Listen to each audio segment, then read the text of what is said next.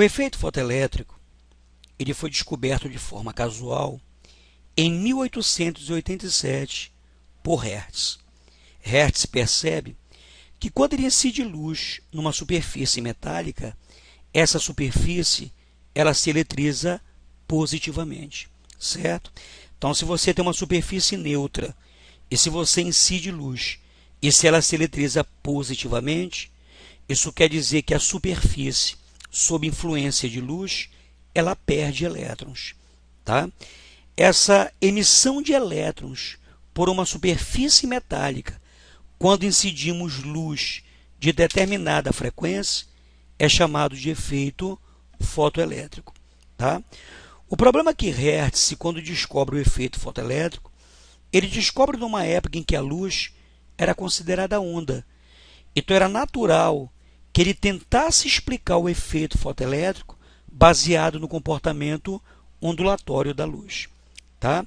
Então, de acordo com o modelo adotado na época, se ele aumentasse a intensidade da luz, era esperado que os elétrons fossem emitidos com uma maior energia. Quer dizer, aumentando a intensidade da luz, deveríamos aumentar a energia dos elétrons emitidos. Pois bem, ele realiza uma série de experimentos, ele aumenta a intensidade da luz e ele percebe que os elétrons saem da superfície exatamente com a mesma energia, tá? Logicamente, ele acha estranho, porque pela teoria ondulatória vigente, era esperado que, se aumentasse a intensidade da luz, os elétrons deveriam sair com mais energia, certo?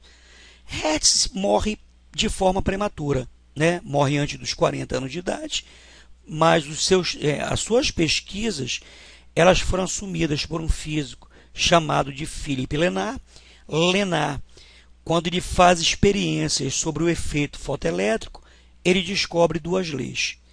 Ele descobre que, aumentando a intensidade da luz, nada acontece com a energia dos elétrons emitidos. Porém, mais elétrons são emitidos pela superfície. Ou seja, o aumento da intensidade da luz aumenta apenas o número de elétrons emitidos pela superfície por segundo. Tá certo? Ou seja, o aumento da intensidade ela não altera a energia, ela altera apenas o número de elétrons ejetados pela superfície por segundo, né? Mas ele descobre uma outra propriedade. Ele percebe que só existe uma maneira de você aumentar a energia dos elétrons, que é aumentando a frequência da luz. Ele percebe que quanto maior é a frequência da luz, mais energia os elétrons eles saem da superfície do material, tá? Então quer dizer que o aumento da intensidade aumenta apenas o número de elétrons ejetados por segundo. E para se aumentar a frequência, para se aumentar a energia dos elétrons, é necessário que você aumente a frequência da luz, tá certo? O que é que significa aumentar a intensidade da luz? Aumentar a intensidade significa aumentar o brilho da luz. O que é que significa aumentar a frequência da luz? Significa alterar a cor da luz. No caso, por exemplo, da luz visível, aumentar a frequência é deixar a luz mais azulada, né? Já que a família do vermelho, vermelho, alaranjado e amarelo, frequência menor. A família do azul, azul, anil e violeta, frequência maior. Então, no caso da luz visível, aumentar a frequência significa fazer com que a luz ela fique mais azulada. Tudo bem? Nós temos aqui o esquema de uma célula fotoelétrica, né? Então, você aqui tem um eletrodo, aqui você tem um outro eletrodo. Esse primeiro eletrodo é ligado ao polo negativo, esse segundo eletrodo ligado ao polo positivo, certo? Se você quer que essa superfície ela perca elétrons, então vamos deixá-la eletrizada negativamente. Então, ligamos ao polo negativo dessa bateria. Nós temos aqui uma fonte de luz e observe que aqui nós temos um amperímetro e na situação inicial o amperímetro não indica nenhum valor, já que você tem um circuito aberto, certo? Quando você liga a fonte de luz, o que é que você percebe? Que por incidência de luz, esse eletrodo ele perde elétrons, tá certo? Então você tem um movimento de elétrons da esquerda para a direita. O que você percebe aqui é que o amperímetro indica um certo valor de corrente, no caso a corrente fotoelétrica. Tá? Não esquecendo que o sentido da corrente é sempre convencional, que é aquele que se opõe ao movimento de cargas negativas. Então, se eu tenho elétrons indo da esquerda para a direita, a corrente elétrica, na verdade, está indo da onde? Da direita para a esquerda, né? Sentido convencional é aquele que sempre se opõe ao movimento de cargas negativas. Tudo bem? Bom, apesar de Lenard ter descoberto essas duas leis, né? Uma para a intensidade da luz e uma para a frequência, na verdade, ele não sabe o porquê das coisas, né? Na verdade, o efeito fotoelétrico ele só foi explicado de forma lúcida, de forma coerente, em 1905, por Albert Einstein. Einstein, o que ele faz? Ele pega a hipótese de Max Planck, de que a energia ela se propaga de um corpo a outro através de pacotes de energia, né? Quer dizer, a energia ela deixa de ser contínua e ela passa a ser discreta. O que é uma energia contínua? O que é uma grandeza contínua? É aquela que pode existir em quaisquer valores. E o que é uma grandeza discreta? É aquela que só pode existir em certos valores. Quando Max Planck, em 1900, ele percebe que a energia ela é quantizada, que ela só pode existir em pequenos pacotes de energia, na verdade, o Albert Einstein ele pega essa ideia de Max Planck e aplica isso para as ondas eletromagnéticas, especialmente para a luz. Quando ele explica o efeito fotoelétrico baseado, nessa hipótese de Max Planck, ele dá um tratamento para a luz como se a luz ela fosse uma energia concentrada em pacotes. Isso é típico de quê? Isso é típico de pequenos corpos, de corpúsculos, ou seja, ele explica o efeito fotoelétrico baseado no comportamento corpuscular da luz, como se a luz emitida por uma fonte ela fosse feita através de quê? De pequenos pacotes de energia. Esses pequenos pacotes de energia hoje denominamos por fótons. É claro que a palavra fóton ela só foi alcunhada muito tempo depois por um químico chamado de Lewis. Mas, bom, isso são apenas detalhes históricos. Como é que o Albert Einstein ele explica o efeito fotoelétrico? Vejamos. Primeira suposição. O elétron ele está preso à superfície do metal através de uma energia potencial chamada de função trabalho. O que é que a função trabalho representa? A função trabalho é a energia mínima necessária para que ocorra o efeito fotoelétrico. Ou seja, para que esse elétron preso a essa estrutura ele saia do material, é necessário que você primeiro libere esse elétron dessas forças que atuam sobre ele. E a função trabalho é isso, é essa energia que prende o elétron à superfície do metal. Tá certo? Pela concepção de Max Planck, o que é que energia é? Energia é quantizada, a energia vai ser dada por esse produto H vezes F. Quem é o φ? É a função trabalho, quem é o H? É a constante de Planck, quem é o Fc? É a frequência de corte. Tá certo? É a frequência mínima necessária para que ocorra o efeito fotoelétrico. Bora tentar entender isso de forma mais concisa. Imagina que você tem um metal, uma superfície metálica, em que a função trabalho dessa superfície é de 2,5 elétron-volts, tá certo? Vamos calcular a frequência de corte. A frequência de corte é a constante de Planck, é a função trabalho dividida pela constante de Planck. Então, daqui você tira que a frequência de corte vai ser a função trabalho é 2,5 elétron-volts, dividido pela constante de Planck. A constante de Planck ela vale 6,63 vezes 10 a menos 34 joules vezes segundo. Eu só uso esse valor quando a energia é dada em joule, tá certo? Como eu estou trabalhando com a energia em elétron-volts, qual é o valor da constante de Planck em elétron-volts vezes segundo?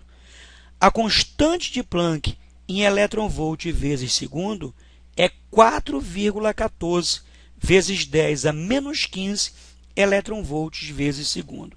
Então, fazendo esses cálculos, você descobre que a frequência de corte ela vale 6 vezes 10 elevado a 14 Hz.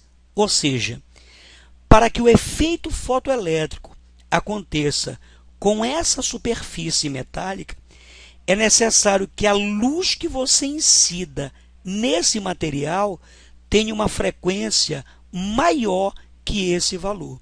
Ou seja, a frequência da luz incidente ela tem que ser maior que a frequência de corte.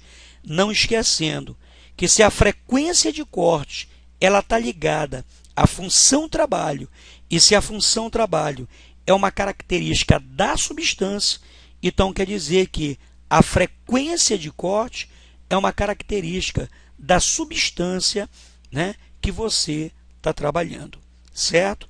Então, qual é a condição necessária para que ocorra o efeito fotoelétrico? Aqui nesse meu exemplo, é necessário que a frequência da luz que você incida nesse material ela seja maior que 6,14 Hz. Tudo bem? Frequência de corte ligada à função trabalho. A função trabalho é uma característica da substância, é uma característica do metal que você está trabalhando. Tudo bem? Então, vejamos aqui. Aqui você tem um elétron. O elétron ele está preso à estrutura através da função trabalho. Tá certo? Como Albert Einstein, ele explica o efeito fotoelétrico baseado no comportamento corpuscular, né? A luz ela é energia concentrada em pacotes, que são os fótons. O efeito fotoelétrico ele é explicado através de colisões, né? Quer dizer, quando você incide luz numa superfície, na verdade, o que é que você tem? Você tem fótons. Esses fótons eles colidem com a superfície. Quando o fóton ele colide com a superfície, ele transfere para o elétron toda a sua energia. Tá certo? É claro que se a energia do fóton ela é menor que a função trabalho, o que vai acontecer? Olhe aqui para a figura, você percebe que o fóton ele bate no elétron e ele simplesmente sofre reflexão. Ou seja, nesse caso, não existe transferência de energia alguma. Tá certo? Agora, olha o que acontece quando a energia do fóton é maior do que a função trabalho. Vejamos novamente, né? Tu vais incidir um fóton, a energia desse fóton é maior do que a função trabalho. Na colisão, o fóton transfere para o elétron a sua energia. Se a energia do fóton ela é maior do que a função trabalho, o que acontece? No ato da colisão, que o elétron transfere sua energia, né? O elétron, ele pega essa energia e divide essa energia em duas parcelas. Uma parte dessa energia ele usa para vencer a função trabalho, e o que sobra o elétron usa para ser transformado em energia cinética. Ou seja, a energia cinética do elétron que é emitida do material é o que sobra. Então, se, por exemplo, o elétron ele está preso à superfície metálica com uma função trabalho de 2 elétronvolts. Quando você incide nesse metal luz, né? E se a energia dos fótons é de 5 elétronvolts, na hora que o fóton ele se choca com o elétron, ele transfere para o elétron esses 5 elétronvolts. O elétron ele divide essa energia, ele usa 2 elétronvolts para se desligar do material, para vencer a função trabalho, e os 3 elétronvolts restantes ele transforma energia cinética para sair desse material, tá certo? É por isso que a condição necessária para que ocorra o efeito fotoelétrico é que a energia do fóton ele tem que ser maior do que a função trabalho, tá certo? Então você pode dizer que qual é a condição para que ocorra o efeito fotoelétrico? A função trabalho, a energia do fóton, ela tem que ser maior que a função trabalho, ou como vimos, a frequência da luz incidente, ela tem que ser maior que a frequência de corte, tá certo? Então vejamos aqui. Aqui você tem fótons, né? Os fótons, eles se chocam com a superfície. Nessa colisão, eles transferem para o elétron a sua energia. O elétron vence a função trabalho e o que sobra é transformado em energia cinética. Aí você pode perguntar assim, Nonato, e se, por exemplo, a função trabalho é de 2 elétronvolts? E se a energia do fóton é de 1 elétronvolt? O processo não seria acumulativo? Por exemplo, para o elétron se desligar, ele precisa de 2 elétronvolts, mas a energia do fóton é de 1 elétronvolt. Não é possível que ele absorva um fóton, depois ele absorva mais um, depois ele absorva mais outro, até que ele tenha energia suficiente para sair do metal? Resposta, não. A relação é de 1 para 1, tá certo? Um elétron ele só pode absorver um fóton ou nada, tá certo? A relação sempre é de 1 para 1, tá certo? Então vejamos aqui a equação fotoelétrica, tá? O fóton ele incide na superfície com uma certa energia que é dada por H vezes F, né? Na hora que o fóton ele colide com a superfície, com o elétron, ele transfere para o elétron essa quantidade de energia. O elétron pega essa energia e divide em 2 parcelas. Uma parte ele usa para vencer a função trabalho e o que sobra é transformado em energia cinética, né? Se você invocar o princípio da conservação da energia, então você tem essa relação, né? Tirando o valor da energia cinética, você chega nessa relação. A energia cinética máxima ela vai ser dada por H vezes F menos a função trabalho. Maronato, por que essa energia aqui é chamada de energia cinética máxima? O efeito fotoelétrico, no caso esse efeito fotoelétrico que a gente está estudando, é um efeito que acontece a nível de superfície. Então, se você tiver uma superfície que não seja polida, na hora que o elétron ele tenta sair da superfície e que ele se depara, né, com imperfeições, se a superfície não é pura, se ela tem impurezas, na hora que o elétron sai, ele começa a se chocar com essas impurezas. E em cada choque e em cada colisão do elétron com essas impurezas, ele perde energia. Então pode ser que o elétron, nessa tentativa de sair do material, ele saia colidindo com tantas impurezas que ele perde tanta energia que ele acaba não saindo da superfície do metal. Quando se diz que a energia cinética ela é máxima, isso quer dizer que a superfície ela é perfeitamente polida, exatamente tudo que sobra de energia é transformado em energia cinética, daí o termo energia cinética máxima. Tá certo? Bom, o que a gente viu, o que o Philippe Lenard descobriu, né? O que é que ele descobriu? Que se ele aumenta a intensidade da luz, ele aumenta o número de elétrons ejetados por segundo. Como é que Einstein explicaria isso? Logicamente, uma luz mais brilhante, ela é uma luz que possui mais fótons.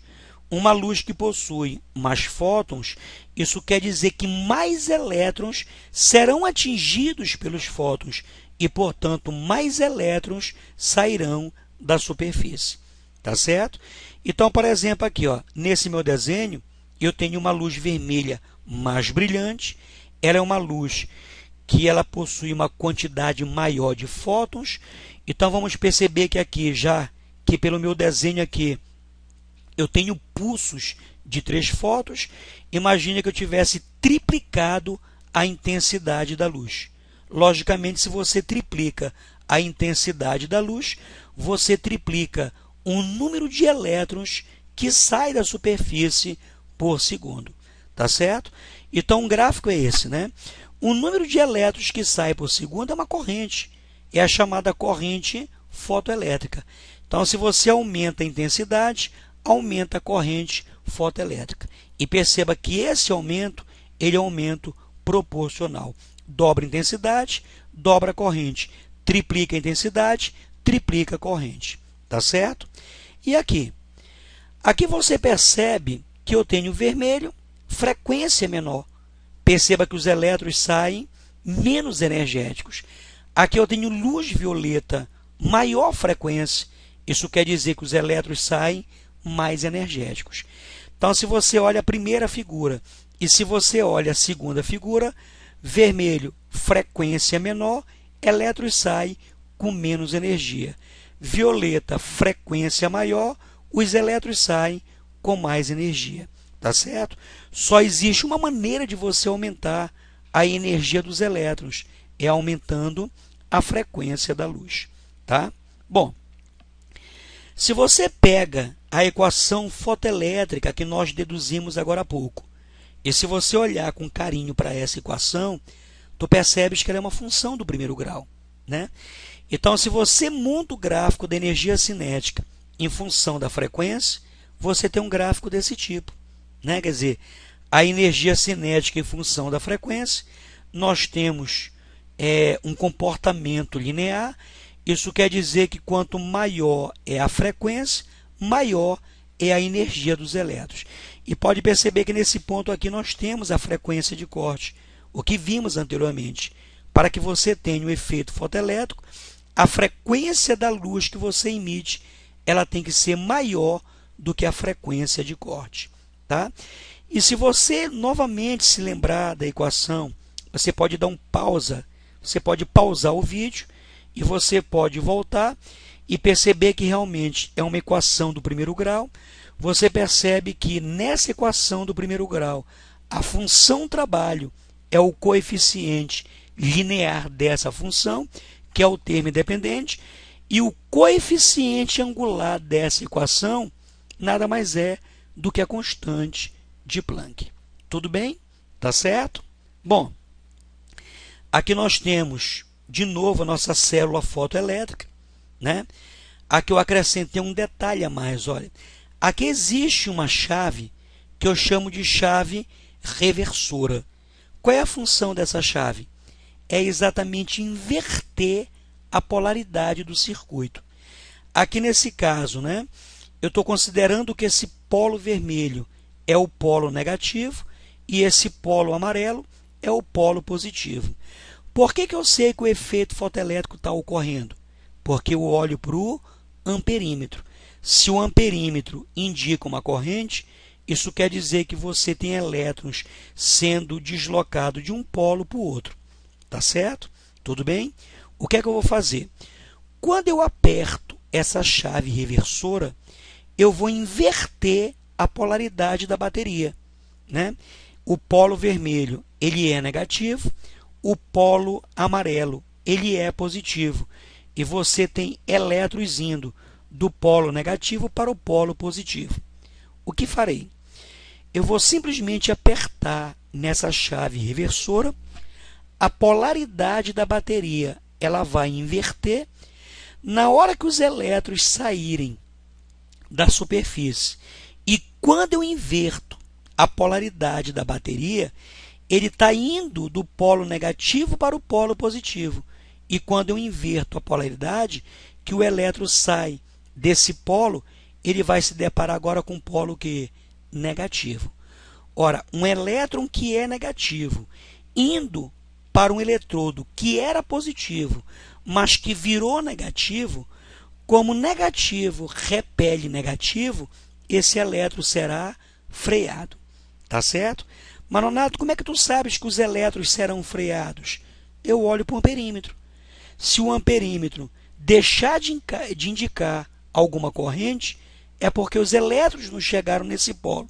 Se eles não chegaram, é porque eles foram freados. Tá certo? Então, preste atenção. Eu vou ligar a chave reversora. Olha de novo. Polo vermelho, negativo. Polo amarelo, positivo. Por que eu sei que o efeito fotoelétrico está ocorrendo? Porque o amperímetro indica uma corrente. Apertei a chave reversora, a polaridade muda. O que era positivo vira, o que era negativo vira positivo, o que era positivo vira negativo. Isso quer dizer que o elétron será freado. Olha com atenção. Pronto. O elétron foi freado. Ele não atinge esse eletrodo. Como é que eu sei? Olho para o amperímetro. O amperímetro deixou de indicar a corrente. Isso quer dizer que os elétrons eles não conseguiram chegar no outro eletrodo. Tudo bem? Então, esse potencial, né, essa DDP que freia esses elétrons é chamado de quê? De potencial de corte. Você pode chamar de potencial de corte, você pode chamar de potencial de freio ou você pode chamar de potencial frenador. Tá certo? Como é que se calcula essa grandeza? Olhe para essa expressão. E é a carga do elétron. V é o potencial de corte. Carga multiplicado por DDP, o que é? Trabalho. Trabalho elétrico, o que é? É a carga multiplicado pela DDP. Energia cinética, da onde veio?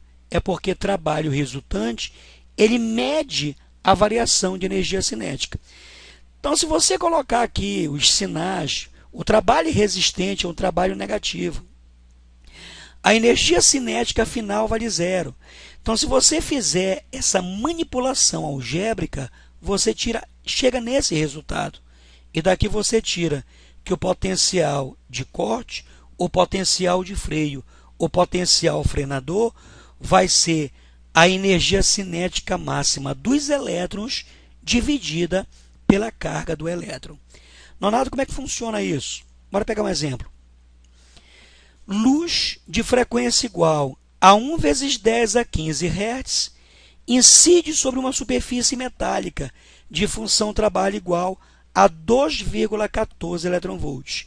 Determine a energia cinética máxima e o potencial de corte. Olha lá. Equação fotoelétrica de Einstein, né? Como a função trabalho ela foi dada em eletronvolt, eu tenho que usar a constante de Planck em eletronvolt vezes segundo. Então, constante de Planck em eletronvolt vezes segundo é 4,14 vezes 10 a menos 15, multiplicado pela frequência da luz incidente, que é 1 vezes 10 elevado a 15, menos a função trabalho, que é 2,14. Daqui você tira que a energia cinética máxima é 4,14 menos 2,14. Da onde você tira que a energia cinética máxima dos fotoelétrons é 2 eletronvolts. Ou seja, os elétrons saem da superfície com uma energia cinética de 2 eletronvolts. Tá? Nonato, qual é o potencial que freia esses elétrons? Qual é a DDP que eu tenho que aplicar para que esses elétrons não atinjam o outro eletrodo? Simples. Acabamos de ver que o potencial de corte é a energia cinética máxima dividida pela carga do elétron. Como eu sei que a energia cinética máxima ela vale 2 elétron-volts, então se você corta esse E de cima de elétron com esse E de baixo de elétron, o potencial de corte vale 2 elétron-volts. É essa DDP que eu tenho que aplicar na célula fotoelétrica para que os elétrons mais energéticos não atinjam o outro eletrodo. Tudo bem? Tá certo? Então, até a próxima videoaula.